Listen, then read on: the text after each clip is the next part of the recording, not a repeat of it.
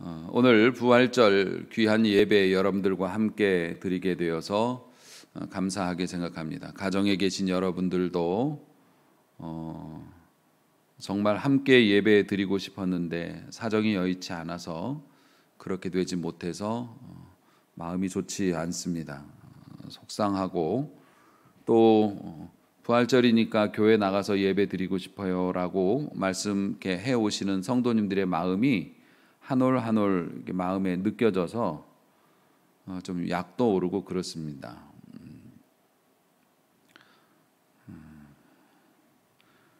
요즘에 꽃이 너무 예뻐요. 길거리마다 하나님께서 부활절 꽃꽂이 해놓으신 것처럼 거리마다 벚꽃이 아름답게 피어 있고 그렇습니다. 그런데 이 벚꽃이 우리가 볼 수 있는 시간이 그리 길지 않지요. 비가 오거나 바람이 불면 지금도 교회 오는 길에 보면 눈이 오듯이 벚꽃잎이 흩날립니다만 사실 벚꽃잎 입장에서 보면 그 아름답게 흩날리는 그 모양새가 죽는 거잖아요. 싱싱하게 태어나서 나무에 붙어 있다가 바람에 의해서 흩날려져서 아무도 모르게 땅으로 사라지고 말죠. 우리 인생과 똑같은 것 같습니다. 주중에 또 우리 이정순 권사님 하나님의 품에 안기시는 일이 있어서 장례를 치루어 드렸습니다마는 마치 인생이라고 하는 것이 그렇게 한순간에 아름답게 피어났지만 너무 짧게 그리고 너무 허무하게 쓰러져 가는 것 같은. 그런데 우리가 그 벚꽃을 보는 것이 짧으니까 또 그게 더 귀한 것이기도 하고요. 그 꽃이 떨어지면 그 나무는 어떻게 될까요? 나무는 새파란 잎을 틔우기 시작합니다. 그리고 한여름 멋지게 자기의 푸르름을 뽐내면서 또 한 해를 살아내죠. 그것처럼 우리의 젊음도 또 우리의 인생도 그렇게 여러 가지 과정을 거쳐서 없어지는 것처럼 날아가는 것처럼 보이지만 하나님께서 주시는 그 이유가 또 있단 말입니다. 싱그러운 새로운 잎사귀가 또 생명력을 뽐내면서 나무에 자리하듯이 우리에게도 하늘의 소망이 있고 하나님이 주신 영광의 자리가 있고 내 집이 있고 그렇단 말이죠. 진짜 하늘나라 가면 이제 내 집이 있을라나 모르겠네. 주시겠죠. 거기서는 이렇게 돈 많이 안 들여도 우리 하나님이 내 거 마련해 주신다고 했으니까 거기에서는 마음 편하게 지낼 수 있겠죠. 우리 이정순 권사님도 그 연로하신 육신, 다 낡아버린 육신, 병 때문에 고장나서 쓸 수 없는 육신 이제 내려놓고 하나님의 집에서 건강한 새 옷으로 새 몸으로 갈아입고 좋은 곳에서 올라가신 우리 일려선교회 권사님들 다 만나고 가족들도 만나고 우리 그 민영환 집사님도 만나고 아마 한참 요즘 좋으실 텐데 이런 것들이 가능하게 된 이유가 뭐냐면 부활의 소망이 있기 때문에 그렇습니다. 그래서 기독교를 부활의 종교라고도 얘기하는데요. 오늘 본문에도 그렇게 여러 번 강조되지만 이 기독교에서 부활이 없으면 아무것도 아니에요. 우리는 진짜 불쌍한 사람들일 거고 우리 또 전하는 저도 거짓말쟁이일 거고 그러니까 부활이라는 게 기독교 신앙의 핵심 중에 핵심이죠. 답답한 삶을 살아나가고 있어요. 우리 모두가. 그런데 오늘 전해지는 이 부활의 의미와 소식이 여러분들의 삶에 새로운 희망으로 작용할 수 있게 되길 주의 이름으로 축복합니다. 이 세상에서 가장 확실한 진리가 있다면 두 가지입니다. 어느 누구도 절대 변하지 않는 것 하나는 인생은 고해이다. 고통의 바다예요. 그래서 잔잔해서 좋은 것 같기도 하지만 밤이 되거나 풍랑이 치게 되면 공포의 바다가 되죠. 어떤 때는 나의 더운 몸을 식혀주는 해수욕장이 되기도 하지만 어떤 때는 지옥의 심연이 되기도 하는 게 바다입니다. 그리고 바다는 끊임없이 출렁거립니다. 그래서 그 위에 배를 띄우는 사람들은 끊임없이 흔들리게 되죠. 우리 인생이 그렇습니다. 한 곱이 넘으면 또 하나의 파도가 오고 그 파도를 넘으면 또 하나의 파도가 오고 마치 내세가 없는 사람들, 영생을 모르는 사람들은 결국 버티다 그 바다에 빠져 죽는 것처럼 보입니다. 인생이라는 게 그렇게 보이죠. 고통의 바다입니다. 또 하나의 확실한 진리, 이 세상의 모든 사람들은 다 죽습니다. 그건 제가 정확히 보장할 수 있습니다. 우리 모두는 다 죽습니다. 몸부림쳐도 끌려가는 거고요. 피할 길도 없고, 죽으면 우리가 그동안 그렇게 공부하고 애쓰고 지켜왔던 명예, 피부, 재산, 공부했던 것들 다 필요 없습니다. 다 필요 없이 가는 게 죽음입니다. 아무리 사랑하고 아무리 보고 싶고 아무리 붙잡고 싶어도 친구건 가족이건 연인이건 다 뜯어져 나가고 그대로 끌려가는 것이 죽음입니다. 심지어는 전쟁도 죽어버리면 끝나는 거예요. 죽음 앞에서는 전쟁도 사랑도 다 의미가 없는 것이 되어지고 그냥 중단됩니다. 죽음은 이 세상의 모든 것을 중단시키죠. 그런데 죽으면 끝나느냐? 그게 아니라는데 이제 문제가 있는 거죠. 그러니까 이 세상에서 변하지 않는 두 가지의 진리, 인생은 고해, 고통의 바다이다. 또 하나, 인간은 누구나 죽는다. 하지만 그 죽음 이후의 세계가 있다. 이게 변하지 않는 진리라는 겁니다. 죽은 후에 육신은 썩어 없어지죠. 그런데 우리 영혼은 죽지 않고 가는 곳이 있습니다. 어디로 갈까요? 어떻게 될까요? 심판을 받습니다. 심판이라고 다 나쁜 게 아닙니다. 여러분들처럼 신앙생활 열심히 하고 우리 하나님 사랑하고 우리 하나님의 이름을 생각하면서 선을 행하고 그렇게 믿음으로 살아왔던 사람들은 축복의 심판을 받습니다. 축복을 결정짓는 축복의 심판을 받고 믿지 않는 자, 패역한 자, 악한 자들은 이제 최후의 고통의 심판을 받게 되겠죠. 우리의 영혼이 그렇게 심판을 받는다는 것까지가 인생에 변하지 않는 두 가지의 진리라고 하는 거죠. 내가 축복의 심판을 받을 건지 멸망의 심판을 받을 건지 그것을 결정하는 요소가 뭡니까? 바로 예수님의 부활. 그 부활과 여러분이 어떤 상관이 있는지에 따라서 그 심판이 달라진다고 하는 겁니다. 그래서 오늘 우리는 또 부활절을 기억하고 기념하고 준비하고 심지어 여러분들은 막 예배당에 나와서 함께 예배를 드리면서까지도 이거를 막 함께 하고 싶은 그런 마음이 있는 게 뭡니까? 여러분이 그 부활과 상관이 있기 때문에 그렇습니다. 관련이 있어요. 지분이 있기 때문에 그렇습니다. 얼마나 감사한 일이에요. 주 50년경 사도 바울이 고린도라고 하는 도시에 복음을 전하러 갔습니다. 사도 바울이 전하는 복음이 다른 데서는 괜찮았는데 고린도에서는 영 먹히질 않았습니다. 왜냐하면 고린도는 생각이 많은 도시였습니다. 철학이 아주 발달을 했죠. 철학자들이 또 뭐 달변가들이 뭐 진을 치고 있는 도시였습니다. 거기에 가서 예수의 사심과 예수의 죽으심 그리고 다시 살아나심을 증거했을 때 다른 거는 다 좋아했는데 예수님이 죽었다가 살았다고 얘기하는 것에서 여기에 브레이크가 딱 걸렸습니다. 고린도 사람들이 자신들의 철학 상식으로는 이해를 못한 거예요. 어떻게 사람이 죽었다가 그대로 다시 살아나느냐. 그 영이 지식으로 바뀌어서 다른 부분에서 뭐 활동을 한다. 이건 우리가 알고 있는 지식인데 로고스 뭐 이런 것들. 그런데 어떻게 육신으로 그대로 인간이 다시 살아날 수 있느냐. 말이 되느냐. 고린도 사람들이 받아들이지 않았어요. 그래서 고린도 사람들에게 바울이 답답한 마음으로 열변을 토했던 것이 이 고린도전서 부활에 관한 변증입니다. 그래서 고린도전서 1장 18절에 바울이 그 고린도 사람들하고 한번 접촉해보고 나서 자신의 소감을 이렇게 적었습니다. 십자가의 도라는 게 뭡니까? 십자가의 길이라는 건데 십자가의 길이 뭐예요? 하나님이 이 세상을 이처럼 사랑하사 독생자를 주셨으니 누구든지 그를 믿는 자는 멸망치 않고 영생을 얻으라고 주셨고 우리 하나님께서 우리 대신하여 그 죄와 허물을 뒤집어 쓰고 고난당하시고 그리고 죽으시고 말씀으로 약속하신 대로 사흘 만에 다시 살아나셔서 죽음의 권세를 깨뜨리셨다. 이게 이제 십자가의 도 아닙니까? 누구든지 그를 믿는 자는 영생을 얻으리라. 이게 십자가의 도인데 이 십자가의 도가 멸망하는 자들에게는 미련한 것이요. 다시 말해서 지옥 갈 사람들이 볼 때는 저게 말이 돼?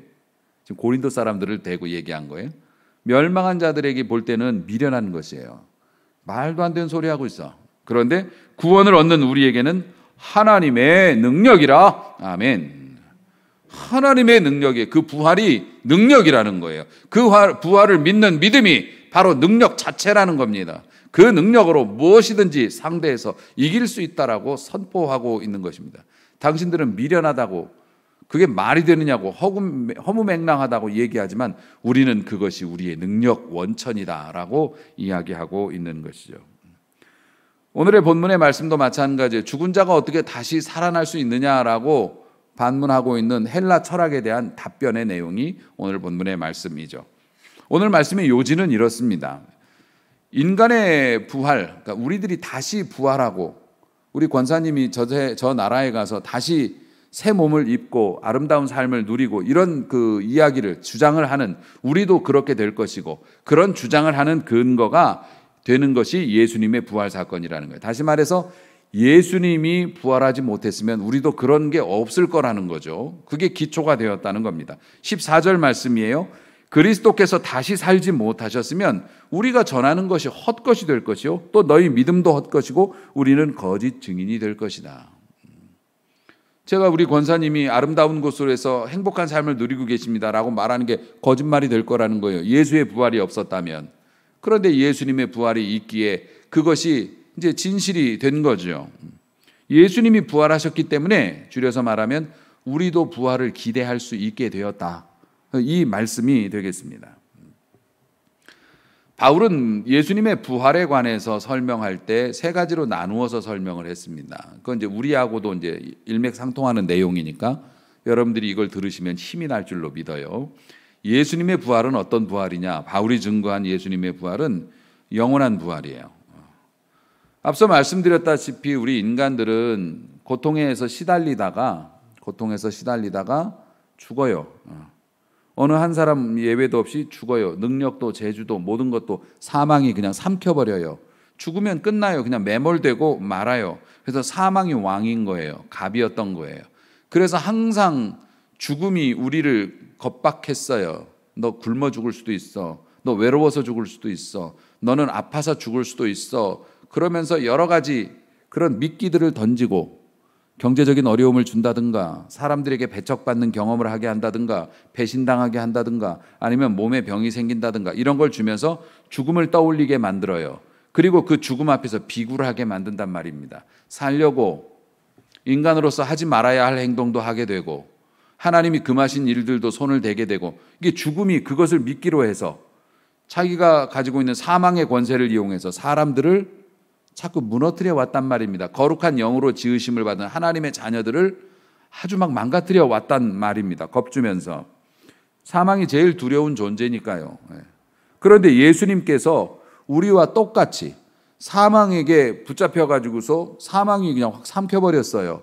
그렇게 죽음의 권세에 붙잡혀서 누명을 쓰셨지만 어쨌든 로마 군인들의 그 힘 앞에, 무력 앞에서 저항도 못하고 붙잡혀서 정말 맞아 죽은 거 아닙니까? 찔려 죽은 거 아닙니까? 망신당하고 죽은 거 아닙니까? 그렇게 죽은 것처럼 보였어요. 그래서 다른 사람처럼 에이구 예수는 좀 특별한가 했더니 똑같이 얻어 터지고 똑같이 피 흘리고 똑같이 고통에 몸부림치다가 똑같이 꽥하고 죽었네. 사람들이 거기서 실망했습니다. 그런데 웬걸 3일 후에 그는 다시 살아나셨죠. 사망의 권세에 굴복해서 죽음 무덤으로 들어간 것 같았는데 3일 후에 그 사망의 결박을 와지끈 깨트려버리고 그 굴을 뚫고 도로 나오셨어요. 생명의 부활을 가져오셨어요. 성경에서 부활했던 사람들이 몇 명 있습니다. 제일 유명한 사람이 죽은 지 나흘 돼가지고 썩은 냄새가 났는데 예수님이 나오라고 그래가지고서 강시처럼 몸에 천을 감고 뛰쳐나왔던 나사로 같은 사람들 있습니다. 그 외에도 나인성 과부의 아들도 장례식 치르다가 장례식 치르는 길목에서 사람들이 너무 슬퍼하니까 예수님이 살려버리셨어요. 그런 적도 있었고요. 그리고 뭐 그 이외에도 야이로의 딸 같은 회당장 야이로의 딸 같은 경우에도 예수님이 고쳐주러 가시려고 그랬는데 혈루증 걸린 여인이 중간에서 길 막는 바람에 시간 놓쳐갖고 죽었죠. 그럼에도 불구하고 예수님이 그를 살리셨죠. 이런 것 부활의 사례가 있습니다. 근데 그거는 완전한 부활이 아니요. 이유가 뭘까요? 그 사람들이 지금까지 살아있지 않잖아요. 그 사람들은 잠깐 다시 살아났지만 다시 죽음의 길로 들어섰습니다. 그런데 예수님은 어떻습니까? 예수님은 육신으로 죽으신 게 아니죠. 부활하신 후 40일이 지난 다음에 500여 명의 사람들이 보는 가운데서 육체로 하늘로 승천하셨어요. 할렐루야. 그래서 우리는 예수님이 지금도 살아계신다고 믿는 거지 않습니까? 그리고 그 살아계신 그 증거들이 성도들의 삶을 통해서 여러분들의 마음이나 여러분의 가정이나 여러분의 하시는 일들을 통해서 오늘도 예수의 능력이 나타나고 막 있어요. 예수님이 살아계시기 때문에 일어날 수밖에 없는 일들이 일어나고 있다고요. 그 강팍하던 사람이 예수의 이름 앞에 무릎을 꿇고 세례를 받습니다. 그렇게 탄압하고 핍박해도 예수의 이름을 부인하지 않는 사람들이 지금 북녘 땅에도 있고요. 중국에도 있고요. 고통당하는 곳에도 어디에나 예수의 이름에 그 생명력이 살아있어요. 왜요? 예수님이 살아계신 분이기 때문에 그렇습니다.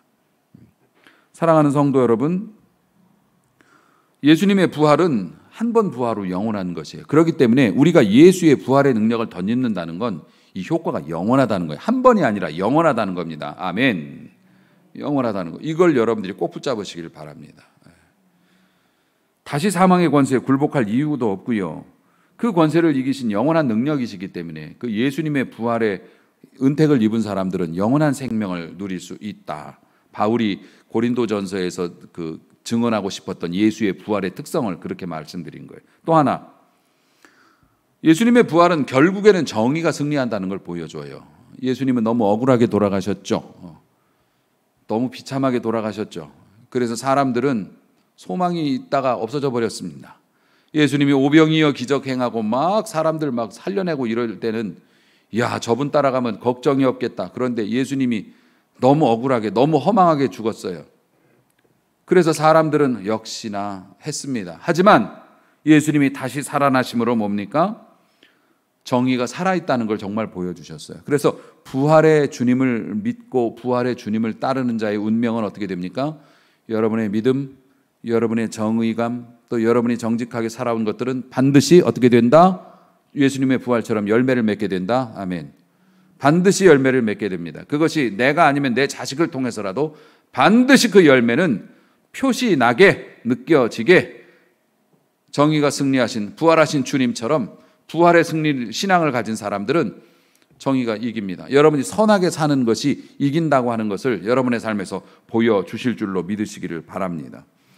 세상 예수님이 죽음으로 정의는 사라지고 악이 득세하는 것처럼 보였어요. 며칠? 3일. 길지도 않고 짧지도 않은 시간입니다. 3일. 하나님의 시간. 여러분, 날짜로 3일이라고 꼭 꼬집을 수는 없지만 3일이라는 게 굶어도 견뎌볼 수 있는 시간이에요. 그죠? 네. 어떤 사람들은 3일이 굉장히 지루하기도 하지만 또 어떤 사람은 짧기도 합니다. 여러분들의 고통, 여러분의 억울함, 여러분들의 뭐 그런 것들 충분히 견딜 수 있는 시간 안에 또 여러분들이 길다면 길고 짧다면 짧게 느낄 수 있지만 그 범위 안에서 우리 주님께서 정의로 나타나셔서 해결해 주시고 부활신앙 가진 사람들은 그걸 맛보게 된다는 사실, 바울이 그것을 증거해 주셨던 것입니다. 그러므로 사랑하는 성도 여러분, 억울한 일이나 답답한 일이나 믿음으로 살다 손해보는 것 같은 일이 있어도 3일 생각하시면서 부활하신 주님 생각하시면서 내가 이겨낼 수 있어, 내가 여기에서 약오르다고 속상하다고 아깝다고 우리 주님 부인하고 배신할 수 없지 하면서 3일 하시면서 여러분이 견뎌보시면 견딜 수 있고요.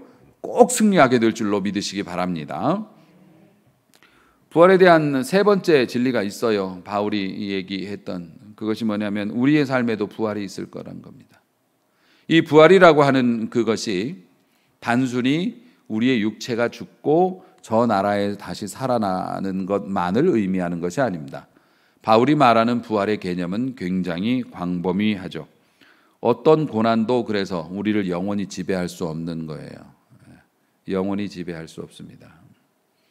우리 주님께서 우리의 삶의 여정 중에서도 부활의 능력을 보여주시기 때문에 망했다고요? 그건 여러분 생각이고요.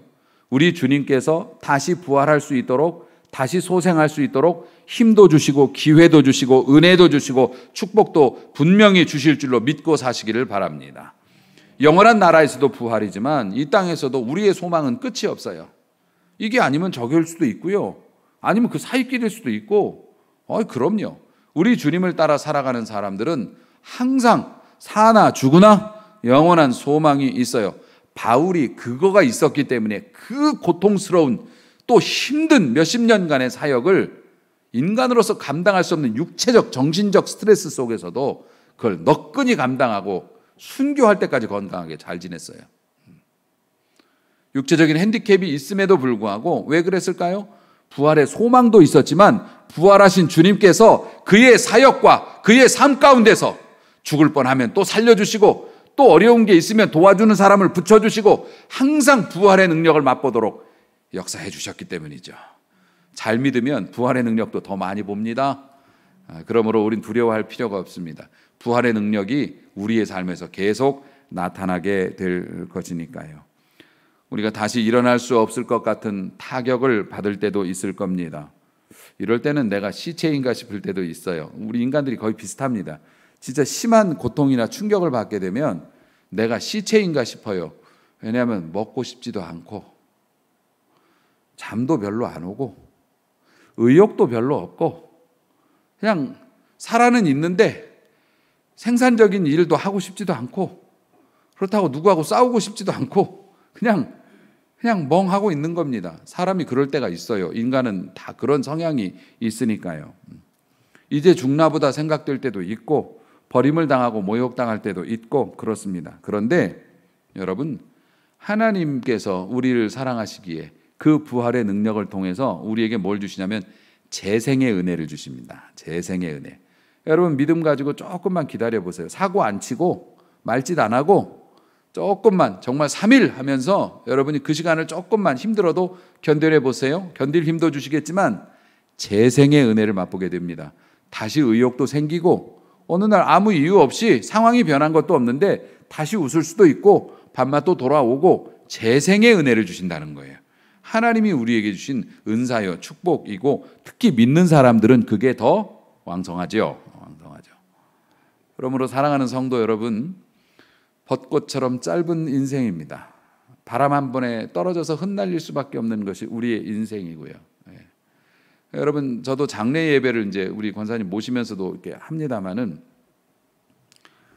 그 장례 예배를 이렇게 치르면서 그게 가족들도 힘들고 또 목회자도 이렇게 신경이 많이 쓰이죠. 이렇게 잘 위로를 해드리고 또 해야 되는데 그런 과정을 이렇게 보면서 사람들을 많이 봅니다. 장례식장에도 조문 오신 분들도 보고 이렇게 많이 보면서 목회자는 그런 생각을 저분들도 다 장례식 치러야 되는데 네. 거기는 모든 사람들이 다 장례식의 주인공이 될 거잖아요. 언젠가는 이거 장례식 다 치러야 되는데 그런 생각이 들어요.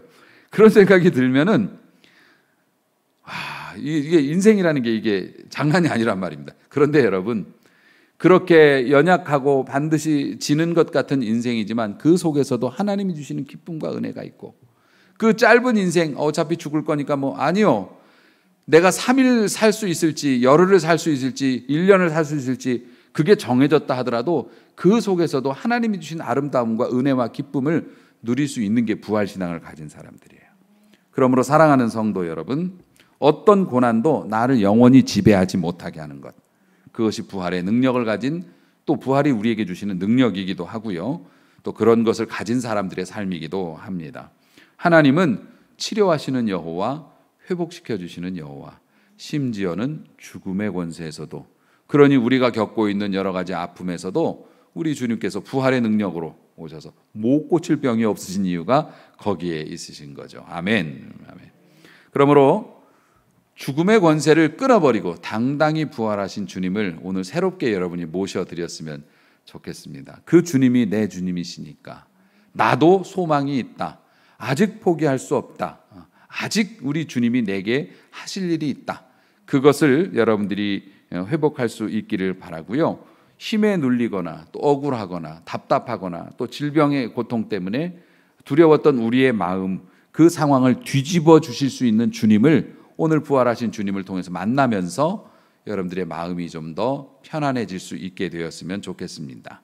여러분, 지금 주님은 여러분 곁에서 여러분의 상황을 지켜보고 계심을 믿으시기 바랍니다.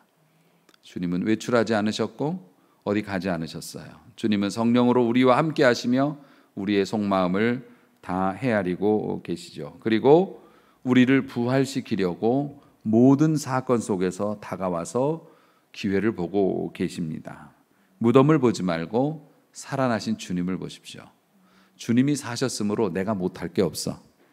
주님이 사셨으니까 죽으면 천국이요. 또 죽지 않았어도 이곳에서 내가 할 일이 너무 많고, 그리고 내 힘으로는 못 이기고 내 힘으로는 내 마음이 회복이 안 돼도 하나님이 치료해 주시니까, 하나님이 역사해 주시니까 나는 조금만 기다리면 돼. 여러분이 이 마음 가지고 사랑하면서 기다리세요. 부활하신 주님께서 반드시 역사해 주실 줄로 믿습니다. 우리 주님의 부활이 역사에 끼친 영향, 무슨 세계적인 그것도 중요하지만 일단 나하고 관계되는 게 더 중요하지 않습니까? 나하고 관계가 있어야 주님의 부활도 의미가 있는 것이죠. 그러니까 부활이 그냥 관념적이고 사셨나 보지 그게 아니에요. 예수님이 부활하심으로 여러분이 누리는 혜택이 어마어마하게 많다는 걸 지금 말씀드리고 있는 거예요. 몰라서 못 찾아 먹는 게 얼마나 많습니까? 알고 누리세요. 기도하세요. 요구하세요. 부활하신 주님, 내가 부활하신 주님을 믿고 의지하고 살았는데 내 삶에서 다시 돌이켜주시고 살려주시고 회복시켜주시는 은혜 또 보고 싶습니다. 주님이 도와주실 수 있으니까, 주님은 이미 하셨으니까 저에게도 주실 수 있지 않습니까? 여러분, 그렇게 기도해 보세요. 기도가 즐겁고 기도 응답으로 또 즐거울 줄로 믿습니다. 사랑하는 성도 여러분, 결국 부활하신 주님이 우리에게 주시는 메시지는 이겁니다. 어떤 고난도 너희를 영원히 지배할 수는 없다. 내가 부활하였기 때문에 죽음의 고통도 세상의 어려움도 너희를 잠깐은 나처럼 3일을 집어넣을 수는 있을지 몰라도 영원히 너희를 지배할 수는 없다. 결국 우리는 주님 앞에 서게 될 것이고 주님의 은혜를 받고 살다가 주님을 만나게 될 것인데, 그래서 우리가 어려울 때일수록 주를 부인하지 않고 주 앞에서 온전한 삶을 살기 위해서 노력을 해야 할 것입니다. 사랑하는 성도 여러분, 죽으셨던 예수는 사망의 권세를 이기고 부활의 소망을 우리에게 주셨어요. 그 소망 뺏기지 마시고 묻어두지 마시고 감추지 마시고 사용하시고 매일 들여다보시면서 닦으시고 확인하시고 여러분 누리시기를 주님의 이름으로 축원합니다. 기도하시겠습니다.